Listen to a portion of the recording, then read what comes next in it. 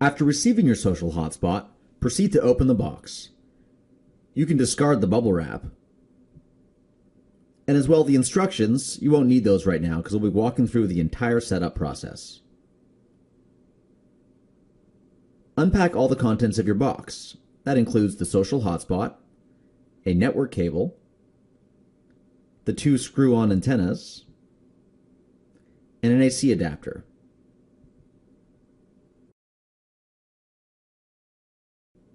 Taking a closer look at the back of the social hotspot, you'll find a few things.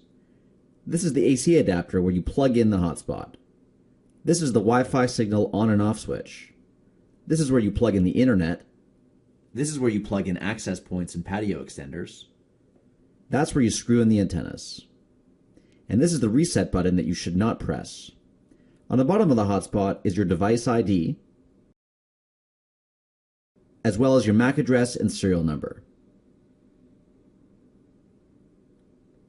First thing is to screw on the antennas. Start screwing slowly and then speed up. Make sure to tighten it at the bottom. We'll do the second one, and these antennas are adjustable, and depending on where you install it, you can adjust them at that point in time. Now let's go to where the internet is. After going to the source of your internet, you can plug in the AC adapter, but make sure you don't plug it into the wall just yet. Next thing you want to do is grab your network cable and plug it into the blue WAN port at the back of your device. You then want to plug that directly into an existing switch or your actual cable modem where the internet is supplied. Only then do you want to plug the AC adapter into the power.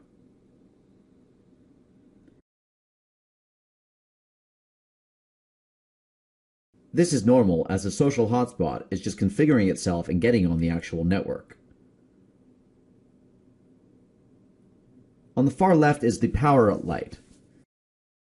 You'll see the antenna lights come on, and then you'll see the light starting to flash.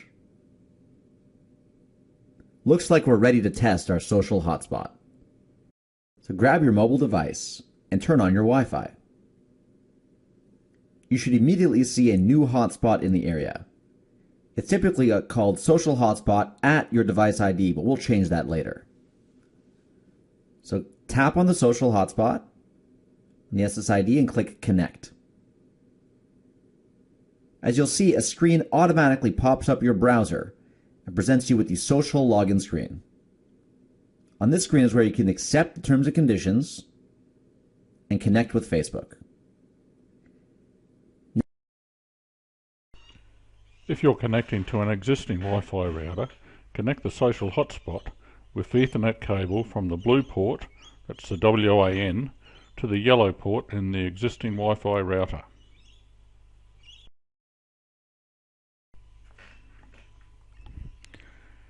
Now you want to position the social hotspot where it can broadcast out a signal to the area with the least interruptions from walls or solid objects. Often this position is around the bar or register area.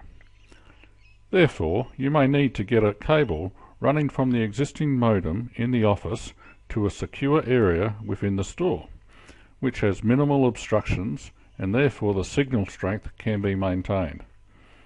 The social hotspot router has a 360-degree signal extending about 50 meters. Sometimes an extender will be required to cover those dead signal areas and also increase the range. That brings me to the fun stuff. So as you guys know, I love patios in Canada. It's really, really effing cold all the time. So in the summer when it's warm, we love to go to the patio. And everyone knows that on a patio, people sit out, they hang, they drink beer, they want to use the Wi-Fi. Huge opportunity for this. Not only patios, indoor, outdoor, large areas, you want to broadcast your Wi-Fi signal as far as it can go. So that's what we have, patio extenders. The reason it took us so long to share this with you, let me just tell you, originally, like I said, we were looking at carrying these ourselves. Originally, the patio extenders had to be modded in order to be used, like they had to be changed in order to be compatible with our system. So we said, look, we can have everybody go mod their access points and really make it a pain in the butt, or we can change our platform to make it work with anything. And it wasn't easy. It took us a long time, as you can tell, but it's done. And all hotspots on our system can now work with any of these recommended wireless access points. So what these things will do, they will greatly extend your signal range. In some cases, even miles. We have some people, put these up on flagpoles. Obviously they put up the proper protection there for electrical. They ground everything. They follow the instructions and the manual and everything. But they set this up the right way, and they're broadcasting their social hotspot signal for miles and miles and miles. So these also have their own unique SSID. So your social hotspot will have an SSID, and these access points will also have their own SSID that you can use.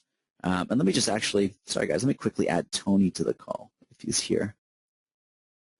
Yeah, I'm going to add Tony here. He's going to stay on to answer any questions. There we go. So Tony's on as well to help out Mark answer some questions. But anyways, back to the presentation here. You can have multiple SSIDs, and you have to connect directly to this actual access point to change the SSID. I'm going to explain that in a minute. This is very important stuff. It's one thing you have to remember when you're setting these up. They have great benefit, but they require one minor maintenance change, and I'll explain that in just a minute. So looking at how you would set these up, what you want to do is follow the instructions of the access point, and I'm going to do that with you guys in a second here in this presentation. You want to greatly, think about where you want to place these to greatly extend your signal range. You want to put these pretty much on the outside of your patio, anywhere that your hotspot can't cover. We see a lot of people in the group sharing these apps on signal testers. You want to put these access points or patio extenders where your signal is not. Obviously, you want to go to the nooks and crannies or the outside, patio entrance where you can broadcast this in a very big way. Keep it, but here's the general setup of how you'd set this up. So you have your router, your social hotspot over here, and what this will do, this will run all the way to the power injector. This SSID comes with a couple things in the box, and here's what it is. I just zoomed up.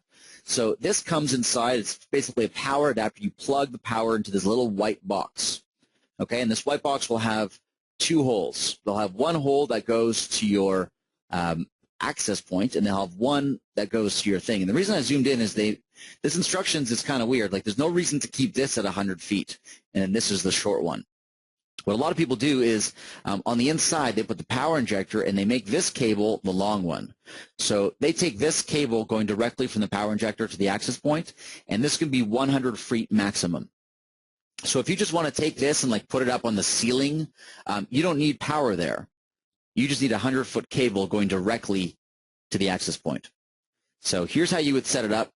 Very briefly, you'd have the power injector to the router, kind of the router internet going in, and then the power injector going to the access point and broadcasting out. Now this will have its own SSID, and on the back of the access point, you're going to see this signal tell you if it has power, if it's connected to the LAN, and what the signal strength is. Now typically this will always be blasting because this is awesome hardware. This is going to really blow it up. And this is what you want to look for the back, but generally this is it. Now all these instructions as well, I want to stress, they'll come in the box. So I'm just giving you the heads up. Don't worry if you don't get it now. I'm going a little fast as well. All these instructions will be step-by-step in the box. We're also going to create a custom video and show you how to do this. Super simple, but it's really easy to do. So again, you have the power injector on the inside. No need to have power at the source, and you can run 100 feet max to your access point. This one first. I had the wrong order. So this is the social hotspot extender. Here's how you would set it up. You'd have the internet going to your modem, typically. The modem would plug into your social hotspot. And again, each social hotspot can have a maximum of 250 simultaneous connections and a range of 60 yards. Okay, so this 60 yards is its radius, so it can go anywhere 60 yards from the initial social hotspot. Then you want to connect your access points via Ethernet cable. Like I said, we recommend Cat5e Ethernet cable. You want to keep it Cat6 if you're doing anything outside where there's weather or lightning or power surges and stuff involved. Cat6 just has better casing. It's much better. But the distance recommended for maximum is 100 feet max. Anything longer than this, you're just going to ask for problems. Really, you're just going to maybe be slow or you're going to have some issues, maybe weak. But keep it under 100 feet max. And then, as you know, there are 4 ports in the back of your social hotspot, so you can plug 4 patio extenders into them. Now, you'll have to configure each one separately, as I just showed you how to do. But after you configure them, you can plug in, obviously keep them all the same SSID. I mean, all these have the same SSID, so it's all just one, bam, massive connection. And then each one of these will pump up to 300 yards while staying safely. But I've seen in some cases, like I have one at my, my office, and I go down the street, like I went for a coffee down the street the other day, and we were like easy, like almost a mile away, and I was getting like 1 bar. And it has some interference too, with some traffic lights and stuff in the way. So it's pretty crazy, like how far this stuff can go. And imagine this, like when you have an SSID, promoting the brand itself, like Taco Time in the mall or something like that, you can take one of these signals and really pump it as far as you can imagine, reasonably in that area.